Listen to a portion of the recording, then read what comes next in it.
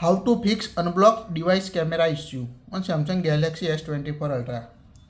If you want to open the camera application on your Samsung device and getting the error of turn on camera access or turn on microphone access feature, so you need to make sure enable camera and microphone access permission on your Samsung device to use the camera and microphone. To activate it, open the app drawer on your device, tap the settings app, scroll down up to security and privacy. Tap the security and privacy on your phone. Now again scroll down. Here you can find at the bottom additional privacy controls that can control the access to camera, microphone and clipboard on a Samsung S24 Ultra and any other latest Samsung device. So tap the additional privacy control.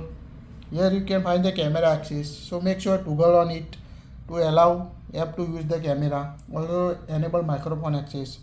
Now open the app drawer and open the camera and you can quickly access the camera.